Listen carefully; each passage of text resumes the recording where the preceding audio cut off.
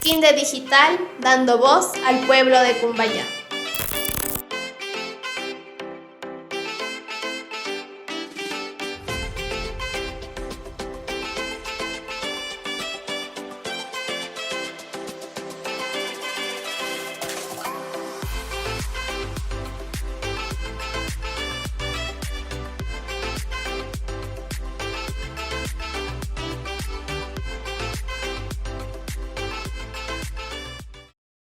¿Qué tal amigos? Bienvenidos a nuestro programa. El día de hoy tenemos como invitado al doctor Guido Salazar, es médico del Hospital Pablo Arturo Suárez. Bienvenido, ¿cómo estamos este día?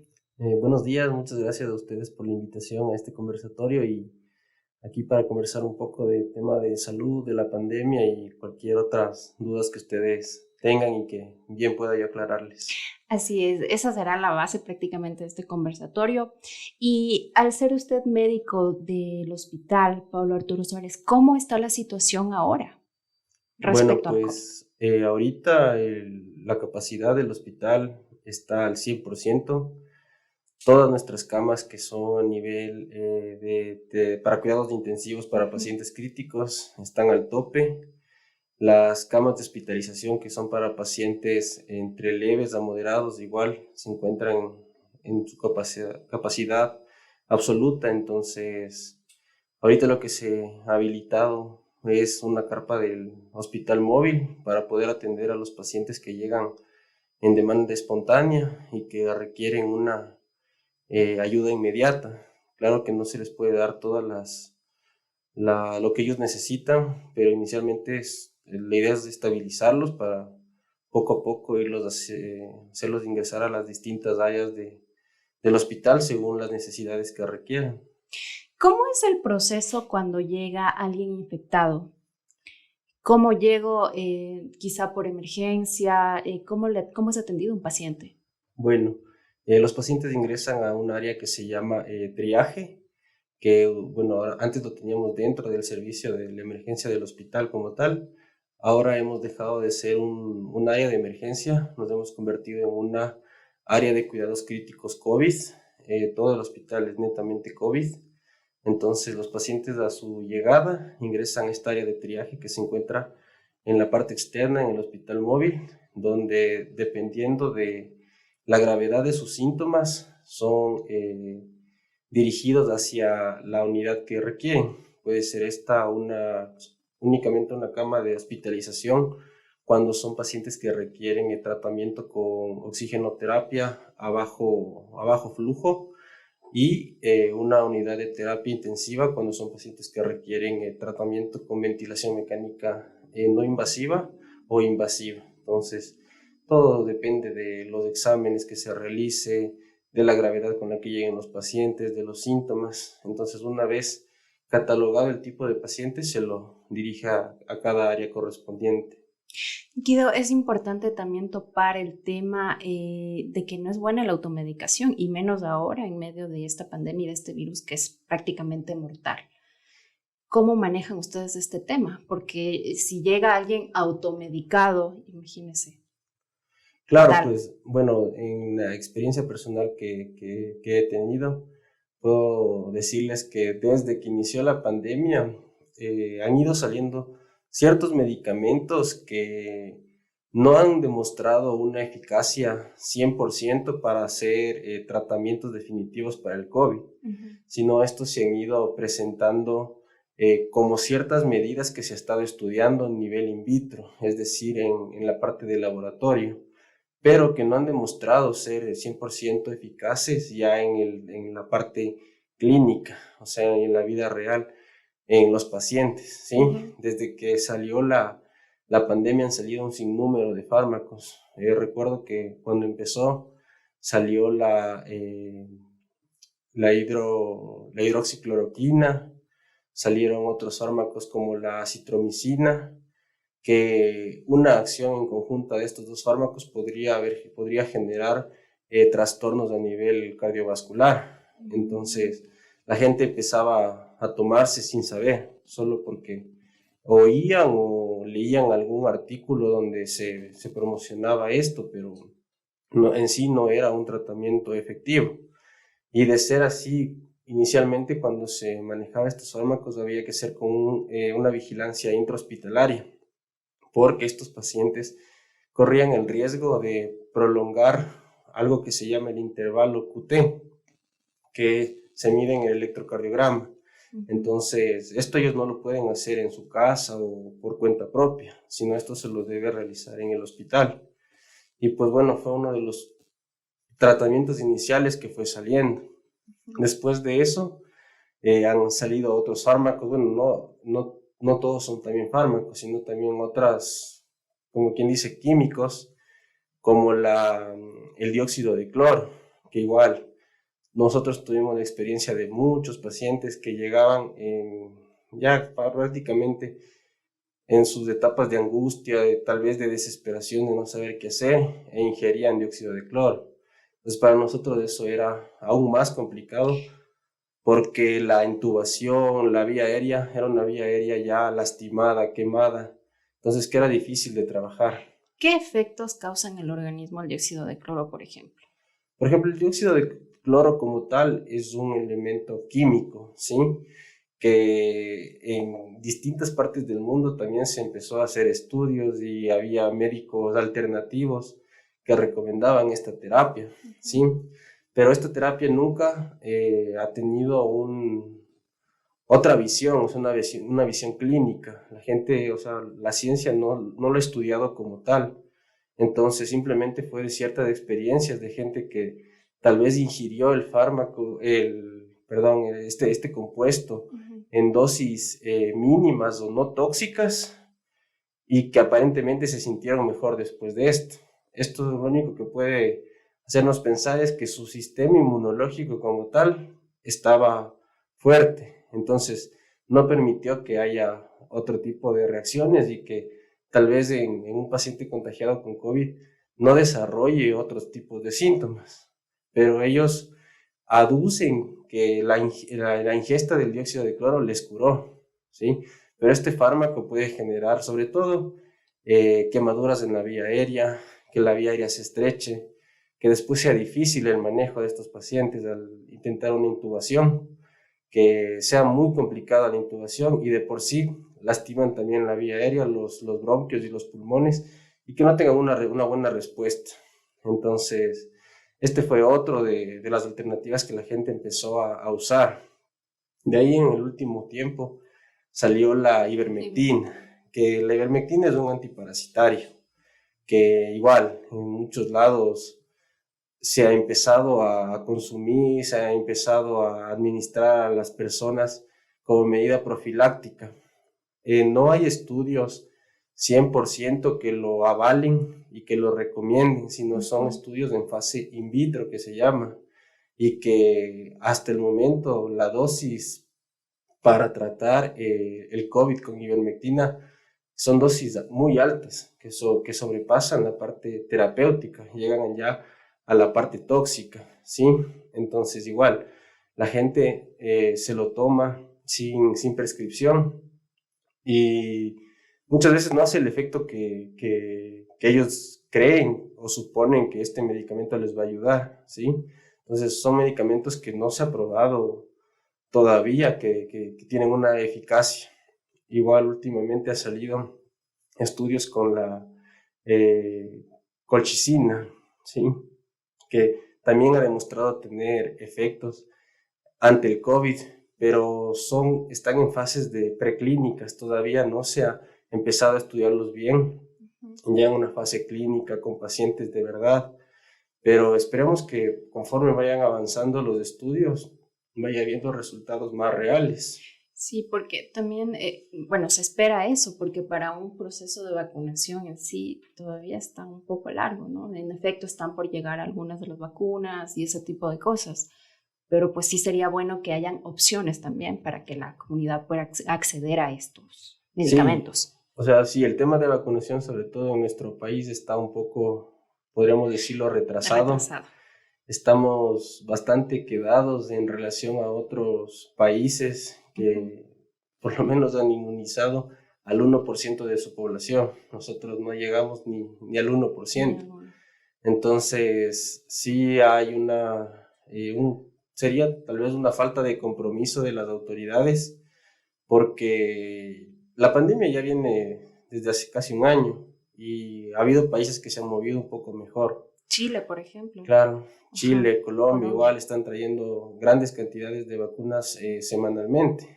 Entonces, bueno, en nuestro caso, no sabemos cómo vaya el tema de si haya nuevas medicinas, si vayan apareciendo en el transcurso de estos meses, algo que tal vez pueda ayudar a frenar la pandemia.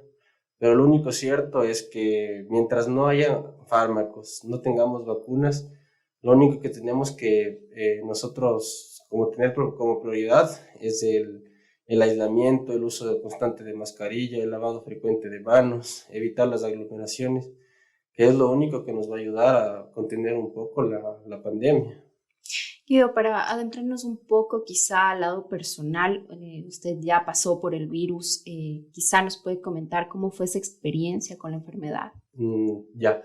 Bueno, yo básicamente desde que empezó la pandemia, más o menos en marzo, tomé la decisión de aislarme de mi familia, sobre todo porque siempre hay ese riesgo, ¿no? Uno tiene miedo más por los papás, por los hermanos, por los abuelos, que por uno mismo. Entonces me aislé, pasé más o menos unos 3 meses viviendo aparte por el tema de la pandemia. Y uno también creo que cuando ya está solo, extraña la casa, extraña a sus familias. Entonces yo ya me sentía cansado y como que me hacía falta ese calor de hogar. Y tomé la decisión de regresar a mi casa.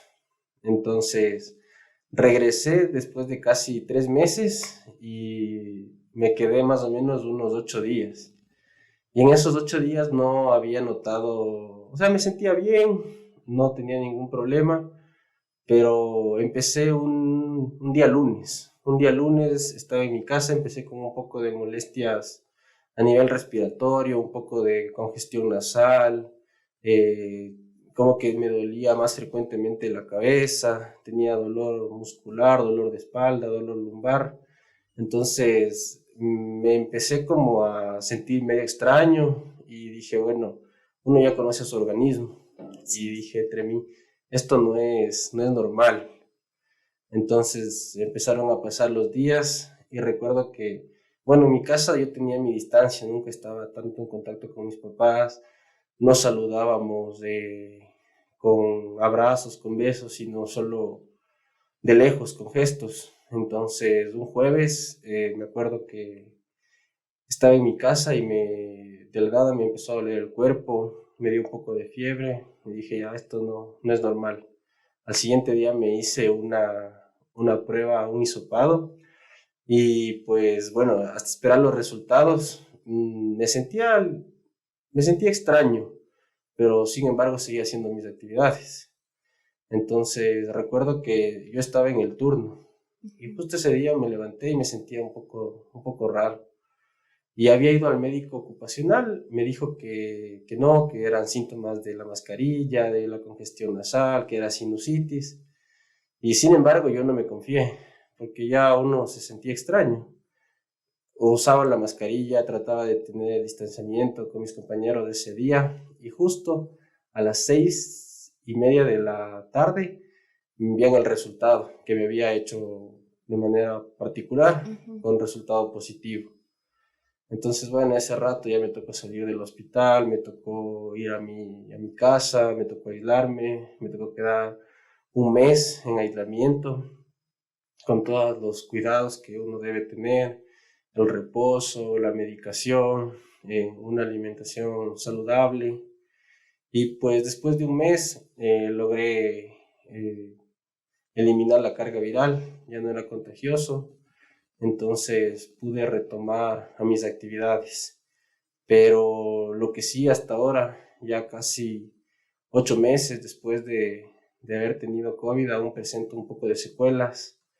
La comida ya no me sabe igual, he perdido un poco el olfato, he cambiado el gusto, tengo un poco de a veces migrañas, a veces dolores musculares, dolores, neuropatías intercostales, tipo de secuelas que son por el tema más que todo inflamatorio. ¿sí? Y eso es en la Pero mayoría, digamos, de personas que ya han contraído el COVID o puede variar las secuelas. no, en toda persona las secuelas son totalmente diferentes. Hay gente que, por ejemplo, nunca pierde ni el olfato ni el gusto. Hay otra gente únicamente que después de eso presenta dolor al respirar, siente como, me dicen, me pincha en el costado, me duele, entonces se quedan con neuropatías, o sea, son casos más leves. O hay gente que en verdad nunca desarrolla ningún síntoma. Por ahí tuvo un dolor de cabeza, fue su forma de presentación de la enfermedad, y después de una semana, 10 días, ya se siente mucho mejor y no presenta ninguna secuela. Hay gente, en su mayoría, bueno, que al pasar el virus también se han dedicado bastante a hacer ejercicio, pero ya han tenido el COVID y presentan problemas después como secuela que estábamos hablando justamente ahorita de respiración. Ujú. Entonces se ve afectado también ese lado. Bueno, sí, hay otro tipo de personas que las secuelas son a nivel, sobre todo las personas que han, por ejemplo, han tenido un COVID grave o moderado, Ujú. su parte pulmonar sí se afecta en mayor cantidad que las personas que han tenido síntomas leves o asintomáticas. Entonces, bueno, en ellas el trabajo sí netamente es de recuperar el fortalecimiento de los músculos de la respiración, mejorar la capacidad respiratoria. Entonces, con ellos sí conlleva un trabajo terapéutico con fisioterapia respiratoria, con ejercicio, porque el ejercicio ayuda a mejorar la capacidad del pulmón para expandirse y retraerse. Entonces, sí, en ellos sí se recomienda, o sea, empezar terapia respiratoria temprana con incentivómetro, ejercicios respiratorios, de fortalecimiento muscular, eh, ejercicios diafragmáticos. Bueno, hay en las personas que no tienen la posibilidad de acceder a este tipo de terapias por los costos que esto implica, entonces pueden soplar la botella, lo que se hacía antes cuando uno tenía una fractura de costilla. Es un tratamiento que se lo puede hacer en la casa, pero se debe ser juicioso, se lo debe cumplir, porque el pulmón, el tema inflamatorio que provoca el virus, involucra la cavidad torácica. Entonces sí, la persona va a sentir que al respirar le duele. Entonces son las secuelas de la neuritis intercostal que esto provoca. Entonces sí, hay que trabajar, hay que tratar de expandir el pulmón para que todas esas, por decirlo así, esas fibras que se vuelven duras, que impiden que el pulmón se expanda completamente, Ujú. como que la rompamos y permitamos que otra vez el pulmón vuelva a tener su capacidad. Entonces sí es un arduo trabajo. Ok, ahora hablando como tal, como su experiencia, ¿ya recibió la vacuna? Sí, ¿Cómo fue ese proceso? Quizá le dio alguna ya. reacción. Bueno, inicialmente el proceso se dividió por fases. En la fase cero estaba contemplado vacunar a todo el personal de salud de primera línea, pero se suscitaron ciertos hechos que inicialmente las vacunas no iban a alcanzar para todos. Entonces decidieron inmunizar primero a las personas que no habían tenido antecedentes de haber estado expuestos a COVID. Entonces en la primera fase no nos vacunaron a las personas que ya tuvimos, sino Ujú. fue en la siguiente etapa en la que ya se accedió a inmunizar en definitiva a todo el personal de salud. Y en ese ya nos incluyeron a todas las personas que ya pasamos por el COVID. En mi caso nos vacunaron en el hospital la semana anterior, recibimos la primera dosis, ahora estamos a la expectativa de que el 18 de marzo nos apliquen la segunda dosis y con eso estar aparentemente inmunizados. Así es.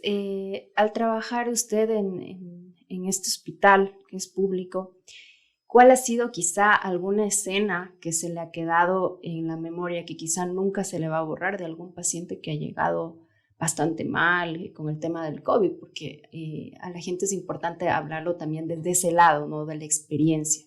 Quizá algo que nos pueda contar. Bueno, yo creo que siempre en la parte médica, el médico genera una relación médico-paciente con todos los pacientes que van llegando y que va conociendo.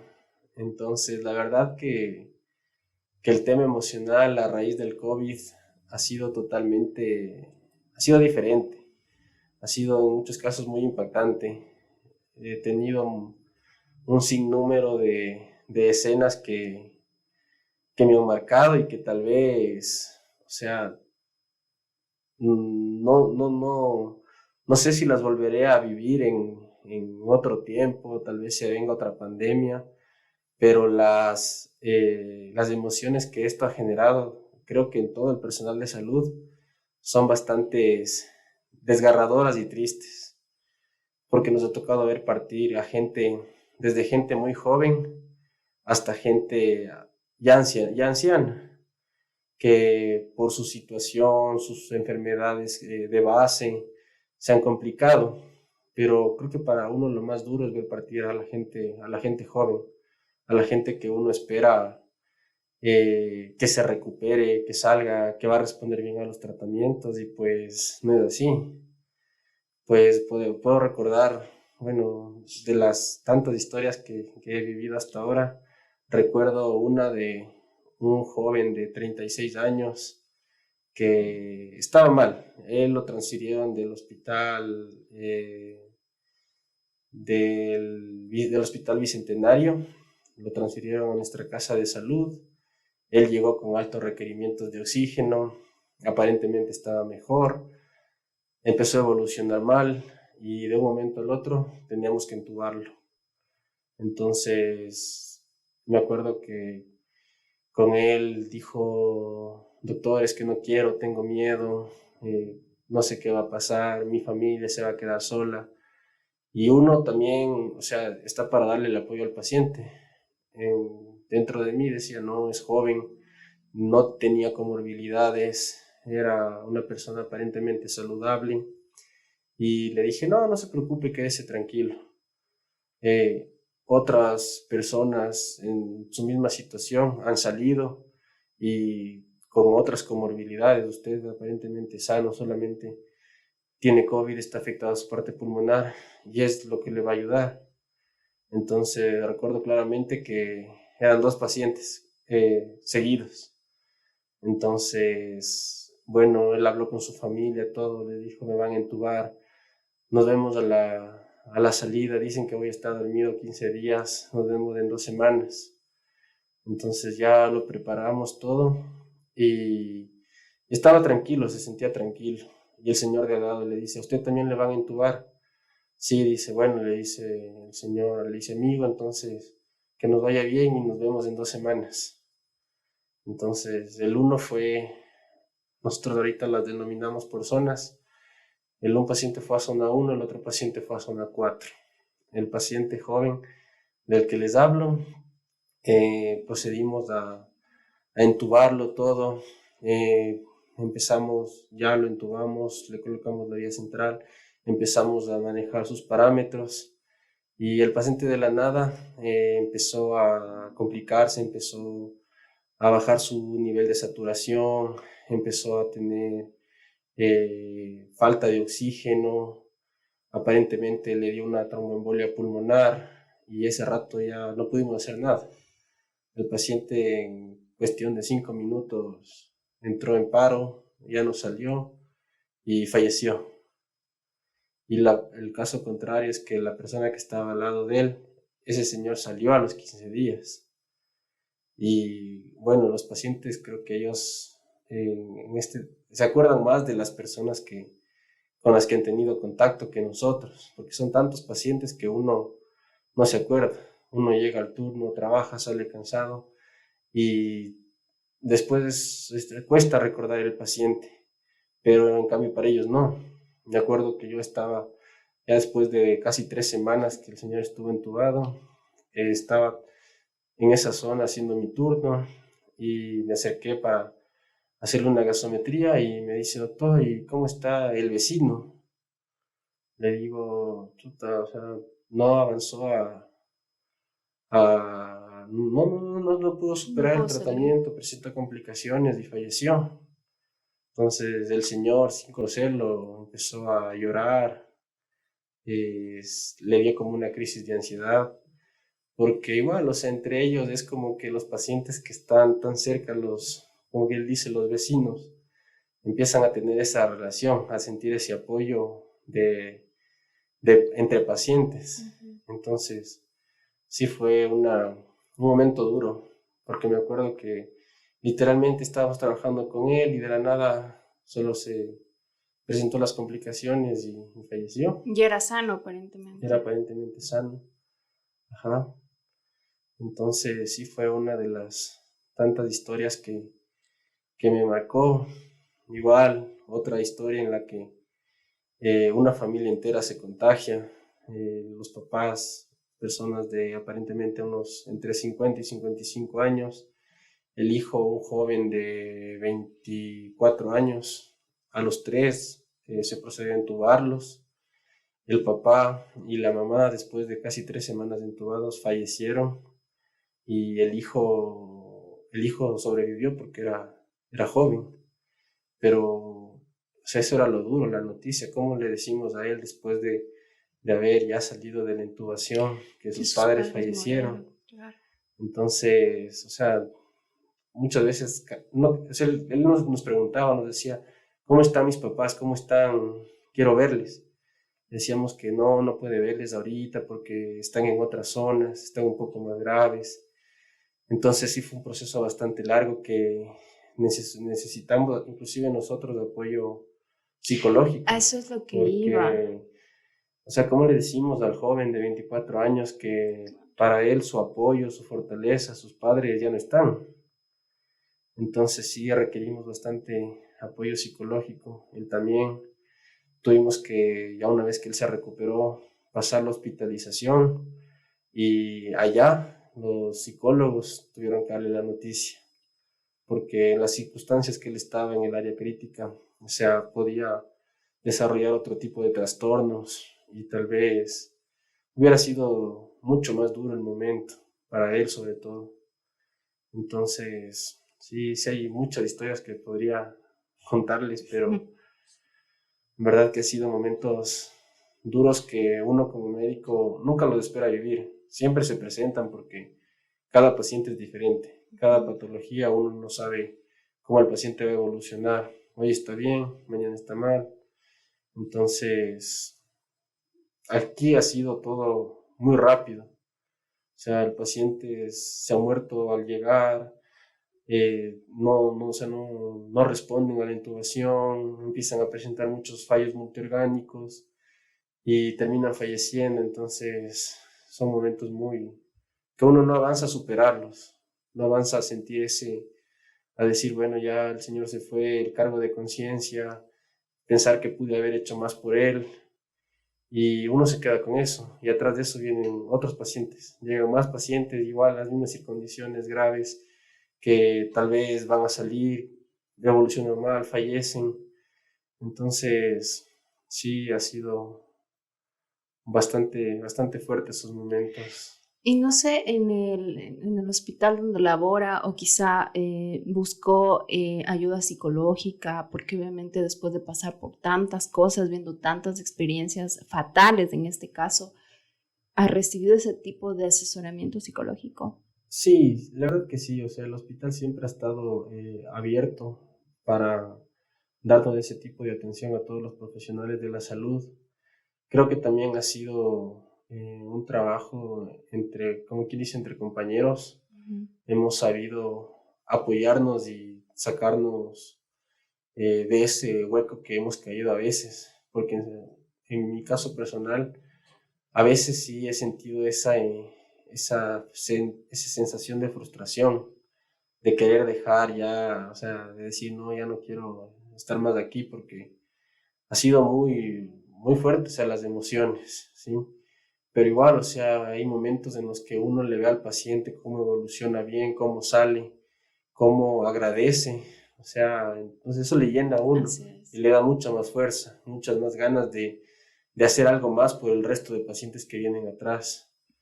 Entonces queda ese mal sabor, esa sensación de tal vez, o sea, ¿qué pude haber hecho más por el paciente? pero como te digo, hay momentos en los que un paciente te apoya a ti para sentirte mejor. Entonces eso es lo que también nos ha dado fortaleza, la ayuda de los psicólogos. Ha sido un cansancio mental, físico, psicológico, que hemos tenido que sobrellevar durante casi un año y que sí, nos ha agotado bastante, pero pues no podemos rendirnos ahora, ¿no? Así es. Ahora que la cosa está más dura, toca sacar fuerzas de donde no hay para dar lo mejor por los pacientes. Bueno, a este punto de la entrevista, que es la parte final, ya nos gustaría que nos ayudes con recomendaciones, porque obviamente esto no ha terminado y obviamente a través de este conversatorio y de las experiencias que tú has podido vivir, ayúdanos con recomendaciones para toda la gente que nos está viendo. Bueno, yo creo que ahora, en este momento que estamos pasando, creo que lo primordial es mantener todas las medidas de bioseguridad, sobre todo el uso de mascarilla, el lavado frecuente de manos, evitar las aglomeraciones, no dejar pasar mucho tiempo. Hemos tenido pacientes que, por ejemplo, se contagian y ellos no asumen que tengan COVID, siguen haciendo su vida normal, siguen esparciendo el virus en sus hogares. Y la recomendación sería que ante cualquier síntoma respiratorio o cualquier molestia, que acudan a donde un médico, porque esa es la manera en la que nosotros podemos ayudar, o sea, guiarles, ¿sí? El momento que un paciente se contagia y piensa que no necesita ayuda, se siente fatigado, tiene tos y dice, no, ya me va a pasar, entonces está haciendo algo incorrecto, porque estos pacientes usualmente empiezan a progresar mal, empiezan a los 4 o 5 días a tener más síntomas. Uh-huh. Y son momentos en los que sus pulmones se afectan de una manera totalmente desastrosa. O sea, un paciente que en un momento, el primer día del contagio tal vez, sus pulmones no estaban aparentemente nada. Después de 4 o 5 días sus pulmones están totalmente infectados por el COVID y la evolución de ellos es bastante mal.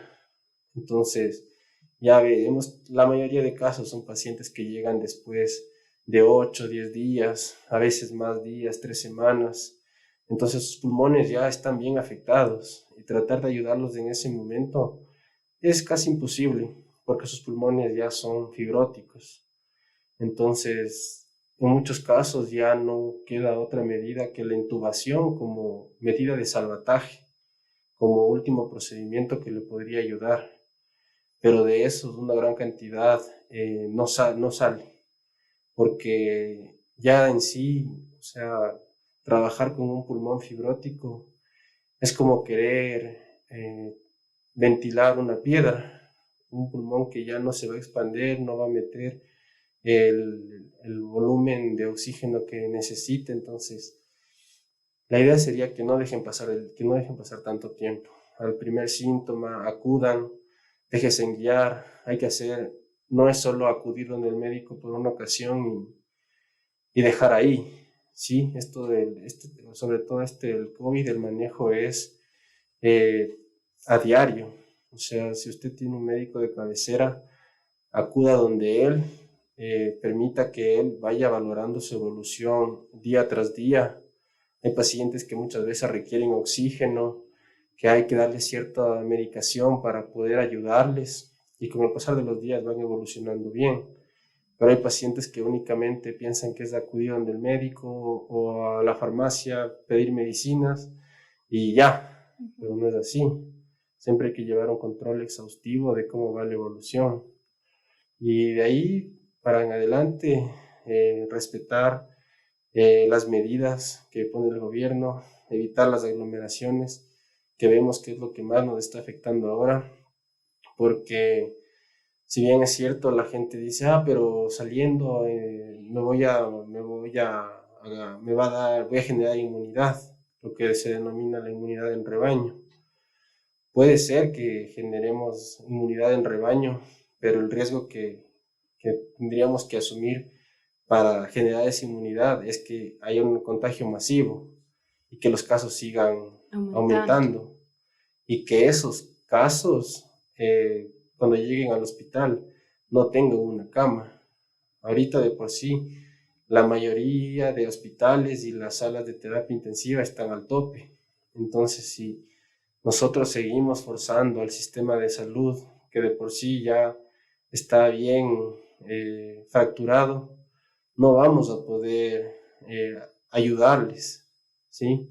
Eso es lo más triste, o sea, llegar, ver a personas que llegan con sus padres y que dicen, por favor, ayúdenle, denme una cama, necesito un ventilador, y es como atarnos de manos y decir, es que no podemos hacer nada porque no tenemos espacio. Entonces a la gente, sobre todo, creo que la gente más joven, que cree en conciencia, que si bien es cierto, los jóvenes tienen menor tasa de presentar síntomas graves, muchas veces son asintomáticos, pero exponen a sus familias, a sus padres, a sus abuelos. Entonces, que generen un poco de conciencia, que eso es lo más importante en estos momentos, tratar de cuidarnos nosotros y cuidar al resto, para poder, o sea, sobrellevar esto mientras podemos esperar que lleguen las vacunas, para poder tener una inmunización colectiva y con eso frenar a la pandemia, que ahorita podríamos decir que estamos empatados, pero no queremos dejarnos ganar, pues si siguen aumentando los casos. Bueno, amigos y querido Guido, muchísimas gracias por su tiempo y por todas estas recomendaciones que nos brinde por esta genial entrevista. Muchísimas gracias. Será, amigos, hasta un próximo programa. Listo, muchas gracias por la invitación a ustedes y gustoso en cualquier otro momento igual de acompañarles para seguir conversando de salud y pues seguir aclarando cualquier duda que ustedes tengan. Muchísimas gracias, Guido. Siempre las puertas del medio abiertas. Gracias a ustedes también.